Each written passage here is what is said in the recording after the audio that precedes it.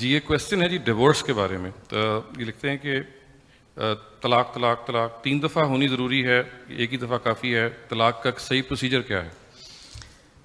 طلاق دینے کا صحیح طریقہ یہ ہے کہ سب سے پہلے یہ دیکھیے کہ آپ کے دل میں طلاق کا خیال کیوں پیدا ہوا ہے. آپ اشتعال میں ہیں، آپ غصے میں ہیں، آپ کو کوئی وقتی رنج ہو گیا ہے، تو اطمینان کے ساتھ ایک گلاس پانی پی کے اپنے آپ کو ٹھنڈا کریں. اس لیے کہ اشتعال کے عالم میں، غصے کے عالم میں طلاق نہیں دی جا سکتی اور ہوتی بھی نہیں ہے. جب آپ ٹھنڈے دل و دماغ کے ساتھ فیصلہ کر لیں کہ آپ کو طلاق دینی ہے، جس کو قرآن نے کہا ہے فَإِنْ عَزَمُ الطلاق، یعنی آپ نے باقاعدہ سوچ کر سمجھ کر ارادہ کر لیا. ارادہ کر لے تو دیکھیں بیوی کی حالت کیا ہے. اگر وہ ایام سے ہے تو آپ طلاق نہیں دے سکتے. اگر ایام کے بعد آپ اس سے قربت کر چکے ہیں پھر بھی طلاق نہیں دے سکتے. ان دونوں چیزوں کا پوری طرح جائزہ لے کر اب آپ 2 آدمیوں کو بلائیں گے گواہ کے طور پر، اور پھر آپ کو حق ہے کہ آپ طلاق دیں. اور ایک طلاق ہمیشہ ایک، کبھی 2 بھی نہیں، کبھی 3 بھی نہیں. اس کا خیال بھی دل میں نہ لائیے. ایک طلاق.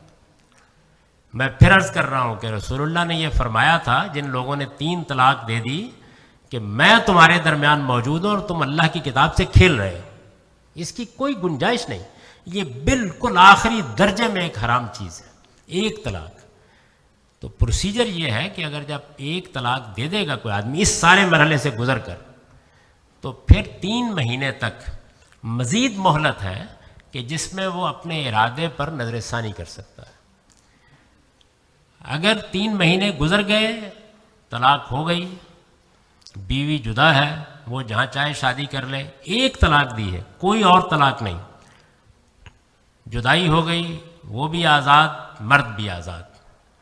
اگر درمیان میں فیصلہ کر لیا کہ نہیں نباہ کرنا ہے، کوئی احباب بیچ میں پڑے، آدمی کو خود غلطی کا احساس ہوا، اب اس کے کوئی 10 سال 20 سال بعد دوبارہ کوئی جھگڑا ہو گیا یا کوئی مسئلہ ہو گیا اور آدمی نے پھر اسی طرح اسی پروسیجر سے گزر کر دوبارہ طلاق کا فیصلہ کیا، تو اس کو دوسری طلاق کہتے ہیں. سمجھ رہے ہیں نا یہ بات؟ یہ طلاق بھی بالکل اسی طرح اسی مرحلے سے گزرے گی. یعنی 3 مہینے میں آپ چاہیں تو فیصلہ واپس لے لیں، چاہیں تو 3 مہینے گزر جانے دیں. اگر اس مرتبہ بھی 3 مہینے گزر گئے تو بیوی الگ، شوہر الگ، آپ جب چاہیں دوبارہ اس سے شادی کر لیں. اگر آپ نے 3 مہینے کے اندر فیصلے کو واپس لے لیا اور پھر کوئی 4-5 سال کے بعد اسی حماقت کو دوبارہ دل چاہا، تو اللہ تعالیٰ نے یہ آخری حق بھی دیا ہے. اس کو کہتے ہیں 3 مرتبہ طلاق کا حق. یعنی ایک مرد کو ایک رشتہ نکاح میں 3 مرتبہ طلاق کا حق دیا گیا ہے، نہ کہ 3 طلاق کوئی چیز ہوتی ہے. یہ مہذب ترین الفاظ میں نان سینس ہے. یہ لگتا ہے کہ ایجوکیشن کی کمی ہے، کیونکہ مسلمان مردوں کی تسلی نہیں ہوتی جب تک وہ 5 7 10 50 دے نہ بیٹھے. یہی بات ہے. یعنی جب تک وہ غصے پہ نہ ہوں، اشتعال میں نہ ہوں، جب تک وہ بدزبانی پر نہ اتر آئیں، اس وقت تک، اور جب تک کم سے کم 1000 طلاق، بلکہ ان کا دل اگر چاہے، اور واقعی تسلی ان کی تبھی ہوتی ہے جبکہ ننہال ددھیال پر بھی طلاق ڈال دے. یہ بالکل ایک حرام کام ہے، اس کے قریب بھی کسی شخص کو نہیں جانا چاہیے. بدقسمتی سے ہم نے بالکل ایجوکیٹ نہیں کیا. میں آپ کو بتاتا ہوں، بعض اوقات میں جب پاکستان میں تھا تو میرے پاس لوگ آتے تھے اور کسی عالم نے، یعنی وہ طلاق دینے کے لیے کسی عالم کے پاس چلے گئے، نکاح رجسٹرار کے پاس چلے گئے، مسجد کے مولوی صاحب کے پاس چلے گئے، اور وہ 3 طلاق کا کاغذ لکھ کے ان کو دے دیتا تھا، جو بالکل ایک حرام کام ہے. تو ایک ہی طلاق ہوتی ہے، ہمیشہ ایک، کبھی دوسری کا ذکر بھی نہیں ہونا چاہیے. دوسری اور تیسری کا مطلب ہے کہ طلاق دے کے فیصلہ واپس لیا، دوبارہ نوبت آ گئی دینے کی. ایک رشتہ نکاح میں 3 مرتبہ اللہ تعالیٰ نے طلاق کا حق دیا، ایک رشتہ نکاح میں. یہ ہرگز مطلب اس کا نہیں ہے کہ پہلے آپ طلاق دیں. اچھا، جو لوگوں نے اصلاح کی ہے پاکستان میں، ان کو بھی داد دینی پڑتی ہے. انہوں نے کیا طریقہ اختیار کیا ہے کہ آپ ایک طلاق دیں، پھر اگلے مہینے دوسری دے دیں، پھر اگلے مہینے تیسری دے دیں. یہ کیا چیز ہے؟ ایک ہی طلاق. کبھی دوسری کا نام بھی کسی آدمی کی زبان پر نہیں آنا چاہیے، سوائے اس کے کہ وہ ایک دے کے واپس لے چکا ہو اور اب دینا چاہتا ہوں. یہ ڈرامے میں جی ایک واقعہ بھی ہوا تھا پاکستان میں، میاں بیوی نے ڈرامے میں طلاق دے دی تو ہالی ووڈ نے کہا جی کہ طلاق ہوگی اب. تو ڈرامے میں اور جو کچھ ہوتا ہے وہ بھی ہونے دینا چاہیے پھر. تعجب کی بات ہے کہ ان کو صرف ڈرامے میں طلاق ہوتی نظر آئی، ڈرامے میں روز نکاح بھی ہو رہے ہوتے ہیں. That's a good point. یعنی کسی نے کبھی فتویٰ نہیں دیا. یہ جو فتویٰ بازی ہے اس سے خدا کی پناہ مانگنی چاہیے. دیکھیے میں آپ سے عرض کروں کہ جتنے معاملات بھی زندگی میں پیش آتے ہیں، ایک تو یہ ہے کہ آپ کسی موقع پر لوگوں کو ایجوکیٹ کر رہے ہیں، جیسے میں نے ابھی آپ کو طلاق کے بارے میں بتایا یا اور چیزوں کے بارے میں اپنا نقطہ نظر میں دلائل کے ساتھ بیان کر رہا ہوں.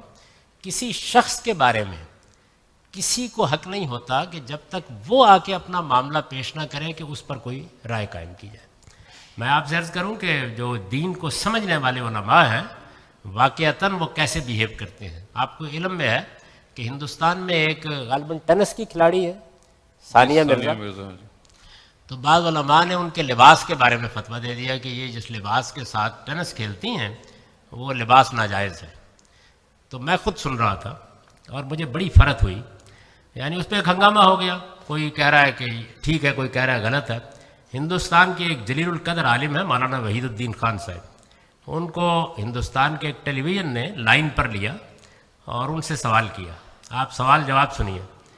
انہوں نے سوال کیا کہ مولانا فلاں فلاں علماء نے فلاں مدرسے نے فتویٰ دے دیا ہے کہ ثانیہ مرزا کا لباس اسلام کے مطابق نہیں ہے، تو آپ کی کیا رائے ہے؟